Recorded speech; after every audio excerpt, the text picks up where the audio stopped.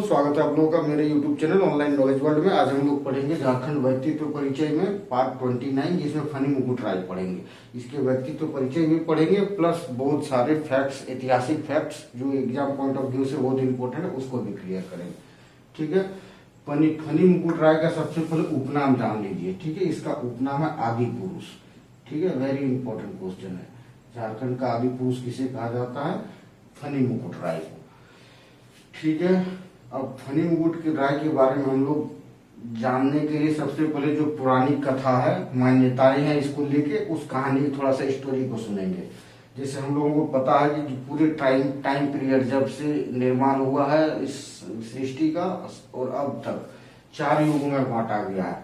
ठीक है, सतयुग, द्वापर और त्रेता, और अभी जो है कलयुग। ठीक है, चलिए, तो इस सतयुग का ये मकसद था कि इसमें सत्य ही होगा, असत्य की कोई जगह ही नहीं है। यहाँ पे द्वापर युग में सत्य और असत्य दोनों बराबर है, और यहाँ पे त्रेता युग में असत्य ज्यादा हो जाता है, सत्य कम हो जाता है। कलयुग में असत्य बहुत ज्यादा हो जाता है, जो हम लोग आजकल जीते हैं, ये कॉन्सेप्ट है। तो ये आपको ये 4 युग के बारे में पता हो गया। अब हम लोग पढ़ते हैं। देखिए, जन्मेजय को जानते होंगे। जन्मेजय इसका पिता कौन था? परीक्षित। परीक्षित का पिता का नाम अभिमन्यु।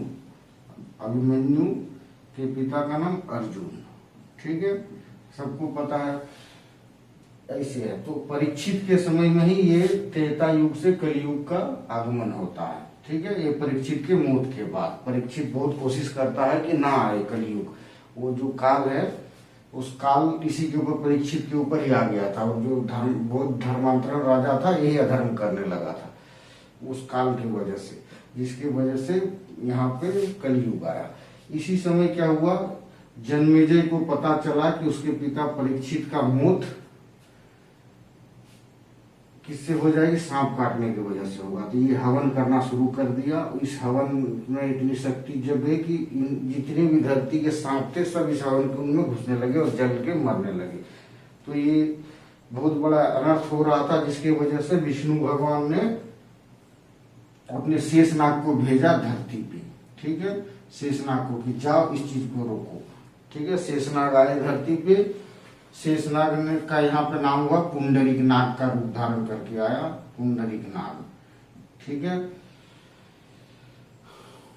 पुंडरीक नाग ने ब्राह्मण कन्या से शादी किया। ठीक है, बनारस के ब्राह्मण कन्या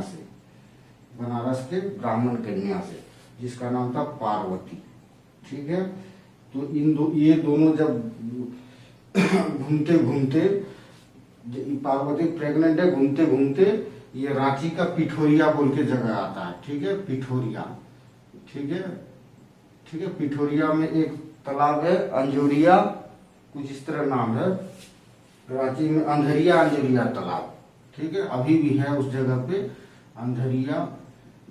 अंजोरिया तालाब, अभी भी ये तालाब है। और इसी तालाब के किनारे मदरा मुंडा का बड़ा सा स्टेचू लगा हुआ है, मदरा मुंडा का। ठीक है, ये तालाब का मैं फोटो हो सके तो दे दूंगा इस पे स्क्रीन पे। ठीक है, तो यहाँ आने के बाद पार्वती ने पूछा, तुम अपना जानना चाहा, तुम अपना असली रूप दिखा पुंडरीक नाग का। ठीक है, पुंडरीक नाग को। तो उसने शेषनाग का रूप धारण, अपना असली रूप दिखाया और चले गए। ठीक है, बस उसी नाग के पास कहा जाता है एक बच्चे, पार्वती जो गर्भवती थी, तो वहां पे देखा गया उस बच्चे का जन्म हुआ। इसी बच्चे को का नाम हो गया, यही बच्चा फनी मुकुट राय। ठीक है, फनी मुकुट राय, ऐसी मान्यताएं। ठीक है, अब देखिए क्या हुआ। यहाँ फनी मुकुट राय का जो है लालन पालन कौन करता है?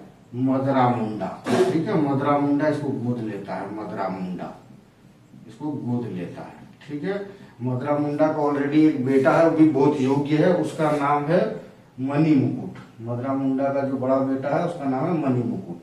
ठीक है, और ये गोद लिया हुआ बेटा रहता है। ठीक है, इसमें उत्तराधिकारी का भी लड़ाई होगा इन दोनों में।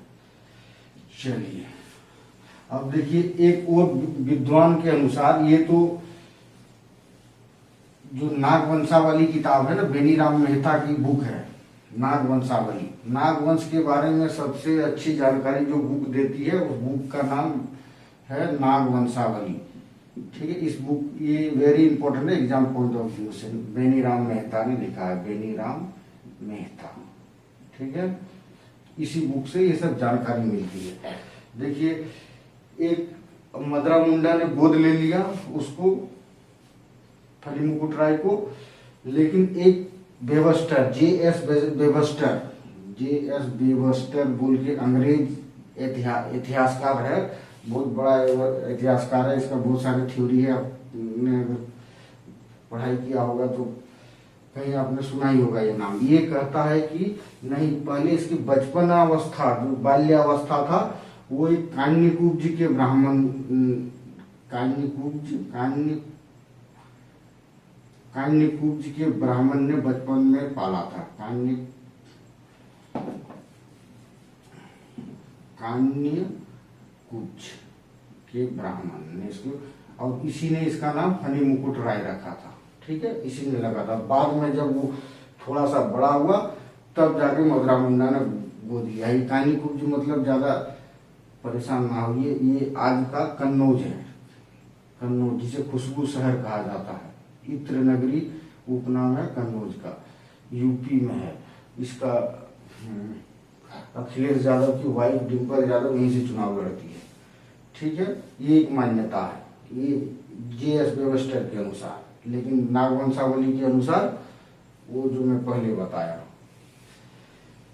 ठीक है, अब हम लोग आगे चलते हैं।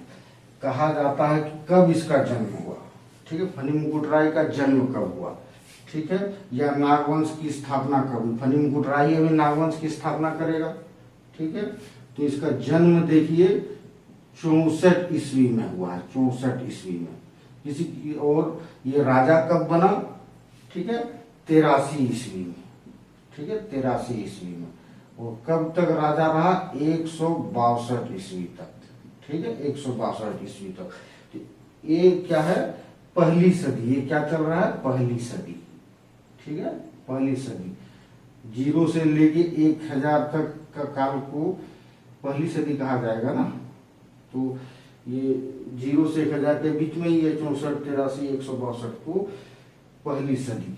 तो इससे क्या होगी, क्वेश्चन यही आता है कि भाई नागवंश की स्थापना कब हुई, तो पहली सदी लिखिएगा। ठीक है, और समय पूछ दे 83 ईस्वी। और कब तक ये शासन करता है फनी मुकुट राय, 182। कितने साल हो गए, देखिए 80 साल। ठीक है, 80 साल का शासन होता है इसका, ये भी याद रख लीजिए। और कब राजा कितने उम्र में बन रहा है, 21 साल में। ठीक है, 21 साल की उम्र में ये राजा बन रहा है। ये साल भी याद रखिए, पूछ सकता है, ये बहुत यंग में ही राजा बन रहा है। ठीक है, मदरा मुंडा इसको पालता है।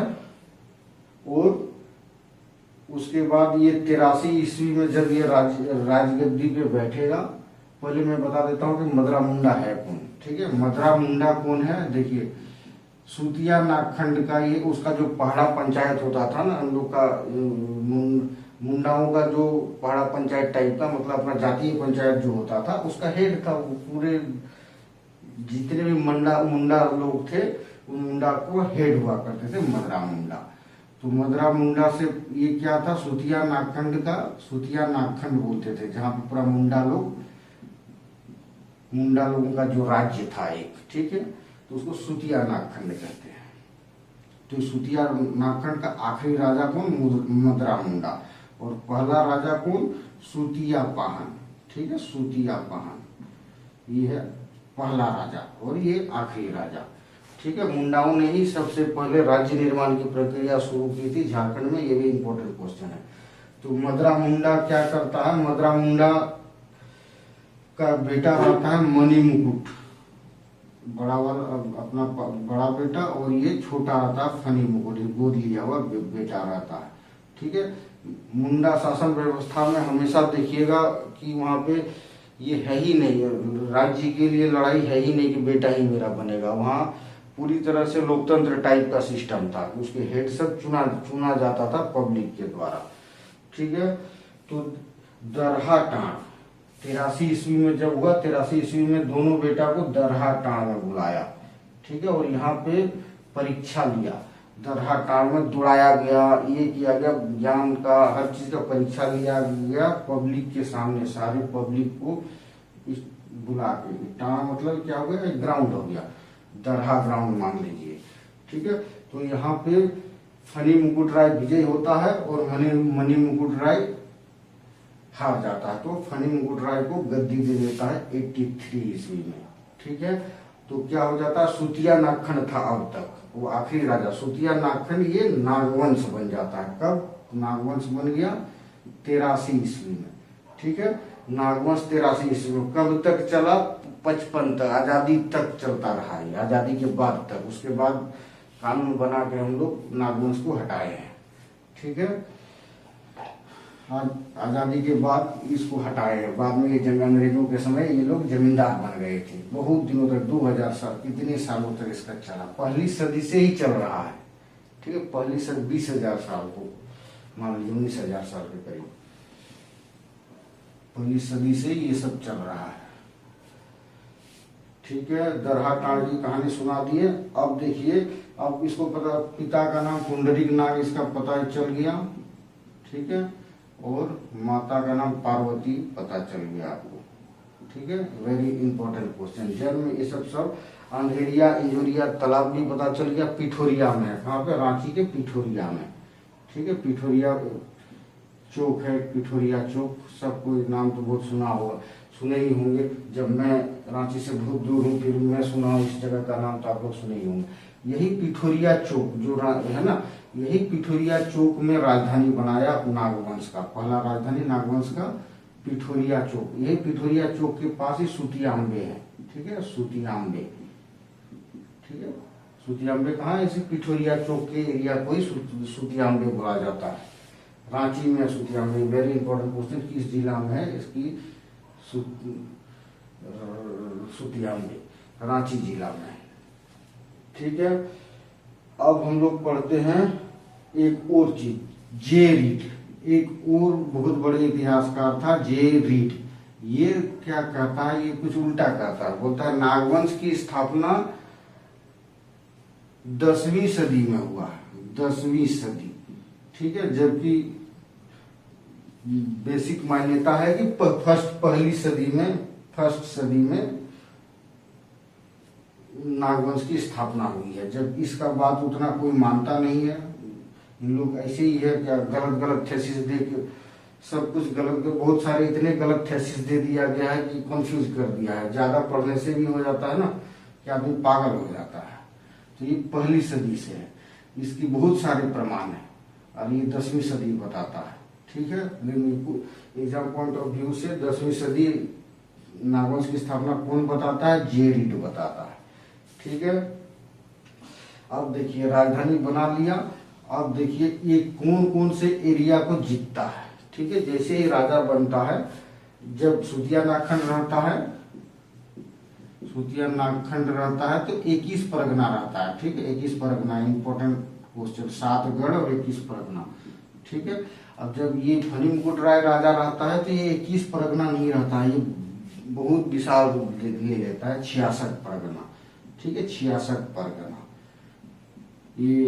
ये सब लोग, सूतिया नागखंड था, मानगढ़, मानभूम, लोहागढ़ जिसे कहते हैं, लोहरदग्गा, बहुत सारे जगह, मतलब पूरे झारखंड मान लीजिए, झारखंड से भी बाहर, सूतिया नागखंड इतना छोटा नहीं था, पूरा झारखंड मान के चलिए, संथाल परगना वाला एरिया छोड़ के, और उड़ीसा का, छत्तीसगढ़ का, ये सब एरिया भी था उसमें, ठीक है। संथाल परगना एरिया का बहुत कम भाग था, ठीक है। अब इसने ये क्या किया, और बड़ा विशाल कर दिया।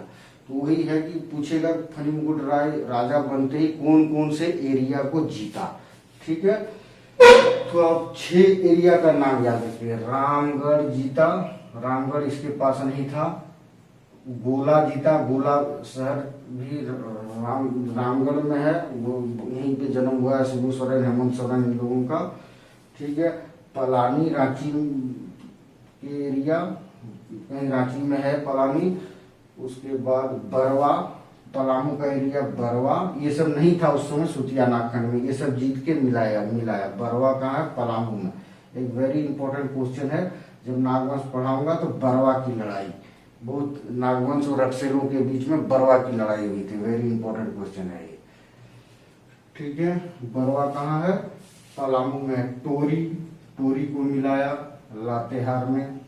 ये सब छोटे छोटे क्षेत्र छूटे हुए थे, 1 2 3 4 5, और एक था तमाड़ रांची में, तमाड़ रांची में। ये सब एरिया को अब नागवंश में मिलाया, वेरी इंपॉर्टेंट क्वेश्चन है ये सब जेपीएस। फनी मुकुट राय जो है 6 छोटे छोटे एरिया को जो जीता, गोला, पल्ली, बरवा, तमाड़, टोरी, ये सब जो जीता, रामगढ़, ये जो 6 जीतने के बाद ये सब छोटे छोटे एरिया थे, बहुत आसानी से उसने विजय हासिल कर लिया। लेकिन 2 बड़े एरिया उसके सामने था, पूरब में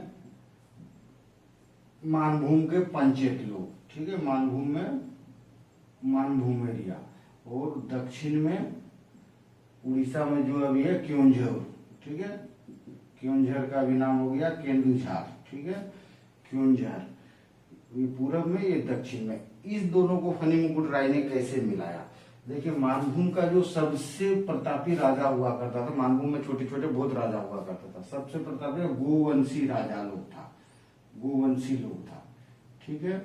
गोवंशी के राजा लोगों की जो कन्या थी, उससे फनी मुकुट राय ने विवाह कर लिया, ठीक है, गोवंशी राजा के संबंध स्थापित कर, वैवाहिक संबंध कर लिया। इसी आधार पे, वैवाहिक संबंध के आधार पे इस एरिया को अपने एरिया में ले लिया। जब गोवंशी पंचेत एरिया जो, उसमें पंचकोट कहलाता था, ठीक है, पंचकोट, ठीक है, पंचकोट का किला कहाँ है?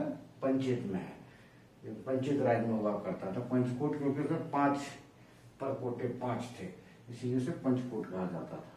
तो गोवंशी राजाओं के कन्या से शादी किया, ठीक है, जिसके वजह से वो पूरा कंट्रोल हो गया। सबसे बड़े राजा को के घर में ही शादी विवाह स्थापित कर लिया, उसने विवाह संबंध स्थापित कर लिया, तो मानभूम इसके एरिया में आ गया। उसके बाद मानभूम में एक शक्तिशाली राजवंश था गोवंशी लोग, उन लोगों की मदद से इन लोगों ने दक्षिण में जो क्योंझर था, क्योंझर का राजा को परास्त किया इसने, फनी मुकुट राय ने। तो इसी तरह क्योंझर और मानभूम वाली एरिया, पंचेत वाली एरिया सब आ गए फनी मुकुट राय के अधीन। तो एक बहुत बड़ा साम्राज्य बन गया, इसी में ये सब आ सकता है। तो बड़ा एरिया बन गया, तो 21 परगना से इसके काल में 66 परगने हो गए। वेरी इंपॉर्टेंट क्वेश्चन, कितने परगने थे नागवंश में फनी मुकुट राय के दौरान? तो 66 परगने थे। क्लियर? अब देखिए 66 परगने थे और 4 उपक्षेत्र थे। इसके जो नागवंश के 4 उपक्षेत्र थे, नागवंश के 4 उपक्षेत्र थे, ठीक है। पूरे नागवंश को 4 हिस्से में बांटा गया था, बांटा जाता है इतिहासकारों के द्वारा, ठीक है। घटवारी, खुखरागढ़ और दोईसागढ़ और जर्चीगढ़, ये भी घटवारीगढ़ है, ठीक है। घटवारीगढ़, खुखरागढ़, दोईसागढ़ और जयसीगढ़। सबसे बड़ा जो इसका रीजन था, उपक्षेत्र घटवारीगढ़ था, ठीक है। इसमें 22 परगने आते थे, ठीक है, 22 परगने। खुखरागढ़ में 18 परगने, दोईसागढ़ में भी 18 परगने, और सबसे छोटा जर्चीगढ़ है जिसमें 8 परगने। टोटल 66 परगने हो गए, ठीक है, टोटल 66 परगने हो गए। क्लियर? इतना आपको याद रखना पड़ेगा। अब इसकी राजधानी जो सुतिया, मुकुट राय का बेटा का नाम याद रखना कितना आसान है ना। देखिए, फनी मुकुट राय का बेटा का नाम क्या है? मुकुट राय, याद हो गया, ठीक है। फनी मुकुट राय का बेटा का नाम मुकुट राय, और मुकुट का बेटा का नाम मदन, मो से याद कर सकते हैं, मदन राय। तो ये 3 पीढ़ी तक फनी मुकुट, मुकुट राय, फनी मुकुट राय और मदन राय, ये तीन पीढ़ी तक राजधानी रहा सूतियाम्बे। वेरी इंपॉर्टेंट क्वेश्चन, 3 पीढ़ी तक राजधानी रहा सूतियाम्बे। इसके बाद जो प्रताप राय आता है, ठीक है, प्रताप राय बहुत विशाल नागवंश को और बहुत दूर तक ले जाता है, बहुत विशाल, बहुत लड़ाई लड़ता है और नागवंश का साम्राज्य और बढ़ा देता है, ठीक है।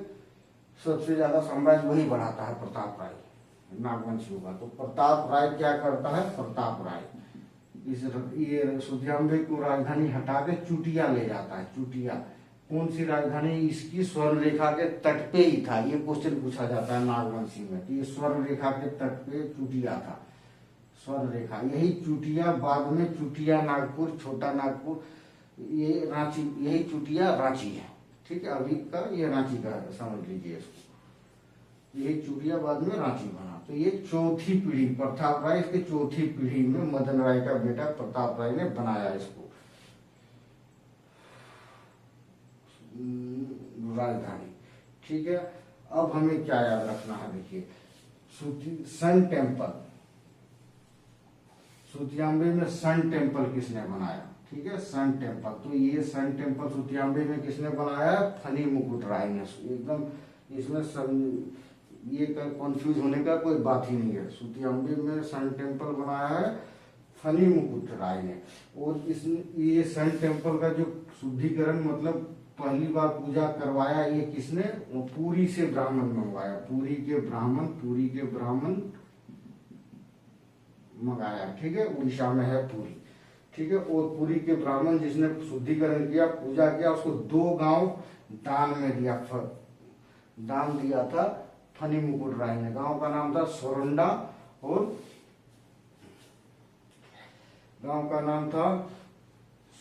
और महूगावा और सोरंडा, ये 2 गांव को दान में दिया था कि भाई जितना इस गांव से टैक्स आएगा सब तेरा, ठीक है।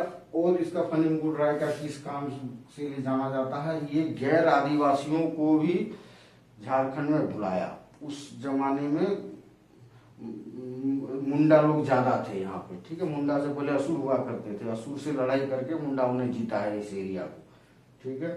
तो इसने गैर आदिवासियों को बाहर से बुलाना शुरू कर दिया और गैर आदिवासियों को बहुत ऊंचे ऊंचे पोस्ट दिया था अपने राज्य में।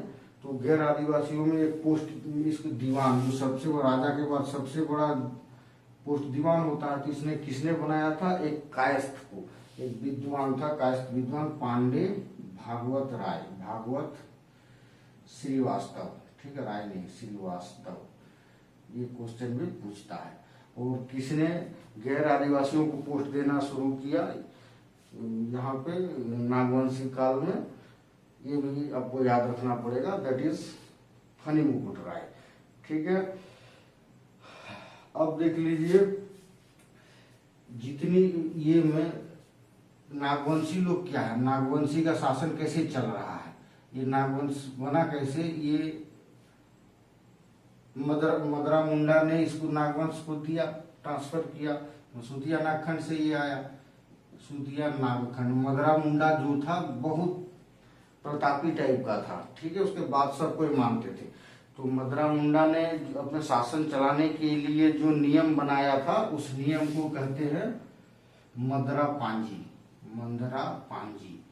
तो इसका मदरा ने जो रूल बनाया था, वही रूल से बहुत दिनों तक ये रूल चलता रहा, ठीक है। फिर उसके बाद धीरे धीरे करते नागवंशियों का जो एडमिनिस्ट्रेटिव रूल हुआ वो बाद में चेंज हुआ, पहले ये मदरा पांजी ही चलता था, ठीक है। और नागवंशी, जितने भी नागवंशी है या अभी भी नागवंशी आपको मिल देंगे, उन लोग मुंडाओं को बड़ा भाई कहता है, मुंडाओं को बड़ा भाई। जितने भी गाने बने, कहावत बने, जो भी चीज म्यूजिक बने नागवंश काल में, मुंडाओं को बड़ा भाई के तौर में दिखाया गया है, ठीक है। तो बड़ा भाई कौन था नागवंशियों का, मुंडा लोग। और देखिए इन लोग यहाँ जो नागवंशी राजा थे, ये कोई ऐसो आराम की जिंदगी नहीं जीते थे, ये आम जिंदगी जीते थे। अब इसका प्रमाण इससे मिलता है कि भाई इसके पहला जो महल मिला वो नवरत्नगढ़ का महल, जो आलीशान महल टाइप का दिखा। उससे पहले जितना भी गढ़ बनाया था मतलब जहाँ पे राजा रहते थे, उसका कोई प्रमाण ही नहीं मिला। इससे पुराने पुराने राजाओं के प्रमाण मिल रहे हैं, लेकिन इस नागवंशियों के प्रमाण नहीं मिल रहे हैं। इससे क्या पता चलता है कि लोग मिट्टी के घर में रहते थे, नहीं तो किला बना के अयासी से रहते होते तो उसके प्रमाण मिलते। ठीक है, सुतियाम्बे में भी किला नहीं मिलता है, चुटिया में भी किला नहीं मिलता है। बस वो मिट्टी का जो प्रमाण मिलता है वो मिट्टी का मिलता है। मतलब इन लोग अयासी से जिंदगी नहीं जीते थे। टैक्स फ्री था, पूरे नागवंश में टैक्स फ्री था, कोई टैक्स नहीं लेता था राजा। ये टैक्स का शुरुआत अंग्रेजों के आने के बाद हुआ। मतलब अंग्रेजों के आने के जस्ट पहले तक टैक्स सिस्टम था ही नहीं नागवंशियों में। सॉरी, अंग्रेजों के नहीं, मुगलों के आने के बाद शुरू हुआ। उससे पहले टैक्स सिस्टम था ही नहीं। कोई भी पेड़ काट के, जंगल काट के कोई भी जाति के लोग घर बना सकते थे। इतनी अच्छी यहाँ की सिस्टम हुआ करती थी। ठीक है, तो इतना काफी है आप लोगों को। फनी मुकुट के बारे में जानकारी काफी है मेरे ख्याल से। इसी से क्वेश्चन आप लोगों को बन जाएगा। थैंक यू दोस्तों।